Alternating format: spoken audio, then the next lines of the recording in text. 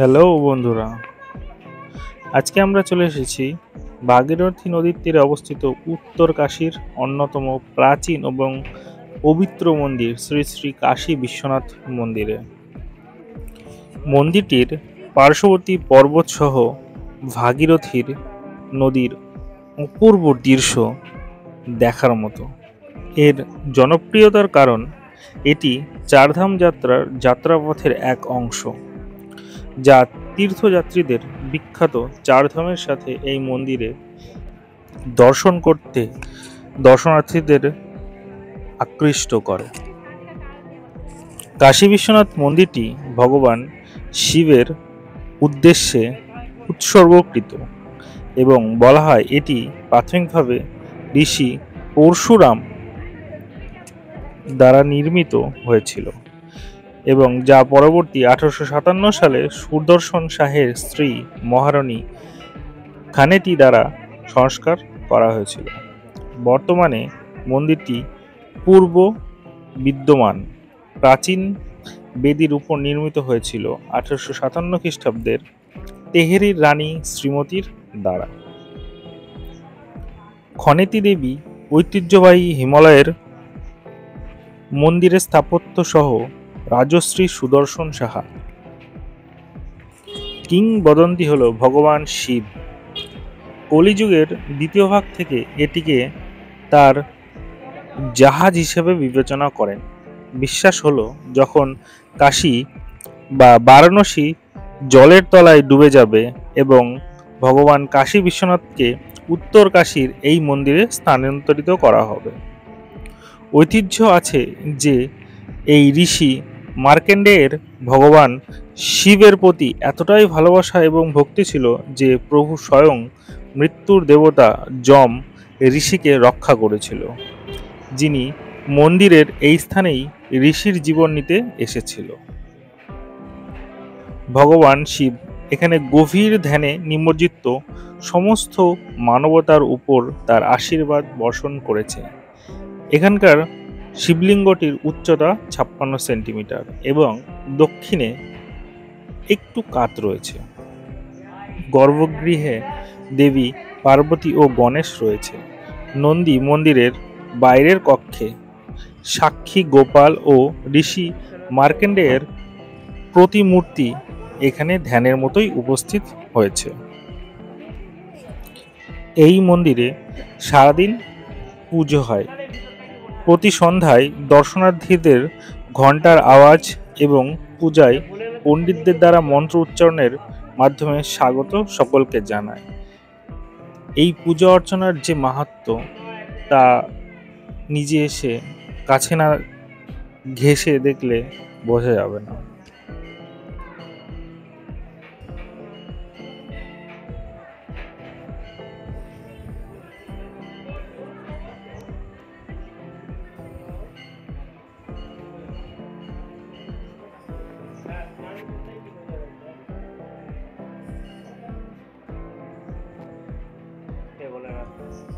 এই মন্দিরে আমরা ঢুকতে কিছু কিছু জায়গায় আমাদের ভিডিও করতে দেয়নি, যদিও চেষ্টা করেছি তোমাদের একটু যদি দেখাতে পারি।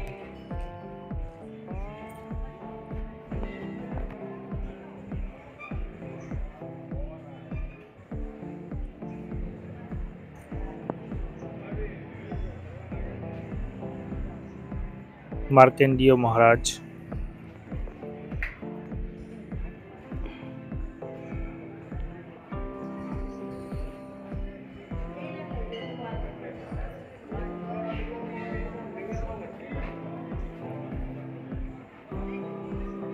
ওই সামনেরটি হচ্ছে কাশী বিশ্বনাথের মেন মন্দির। ওখানে আমরা এবারটি যাব।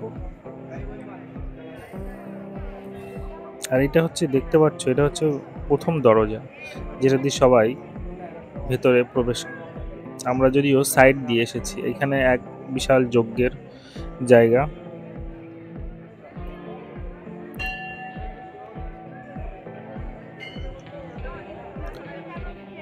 আর এখানে দর্শনার্থীরা অমৃতর মতো চরণামৃত নিচ্ছে, সবাই একে একে গ্রহণ করছে।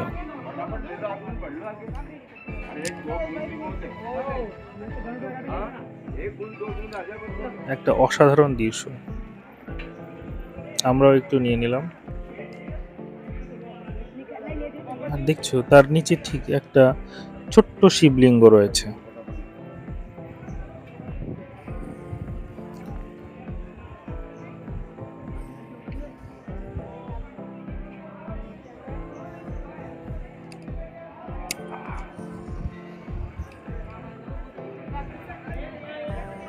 দর্শনার্থীদের এখানে কিন্তু প্রচুর ভিড় রয়েছে।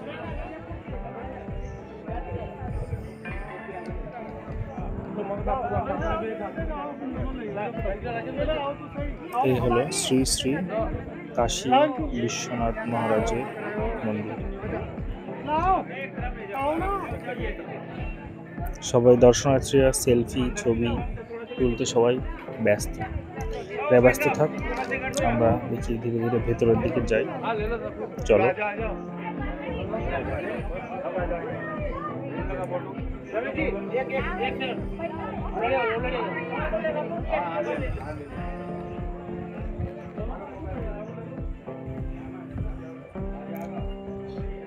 এই ছোট্ট ভাইটি নন্দী মহারাজের কানে নিজের আশা ইচ্ছে বলছে, যাতে সেটা পূরণ হয়।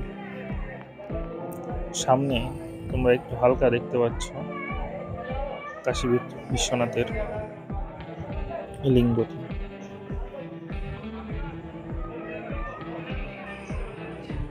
জয় শ্রী নন্দী।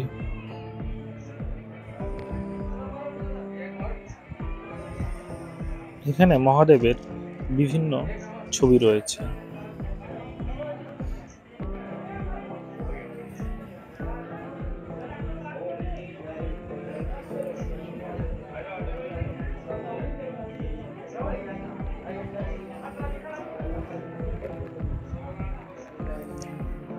কাশী বিশ্বনাথের মন্দিরে ঢুকতেই আমাকে ক্যামেরার বিষয়ে সতর্ক করে দিল। তা সত্ত্বেও একটু ভিডিও করে ফেলেছি লুকিয়ে। এই হলো সেই শ্রী শ্রী কাশী বিশ্বনাথের লিঙ্গ। এই লিঙ্গটি একটুখানি দক্ষিণ দিকে বেঁকে রয়েছে, আর এই হচ্ছে পিছনের দিকটা যেটা দিয়ে বাইরে বেরোতে হয়। তবে এই পর্বতের মাঝখানে ভাগীরথীর পাশে এখানকার দৃশ্যটা যে অসাধারণ অতুলনীয় তা বলে বোঝানোর নয়। প্রকৃতির সঙ্গে যে একাকিত্ব ভালোবাসা তা এখানে এলে পরিষ্কার বোঝা যায়।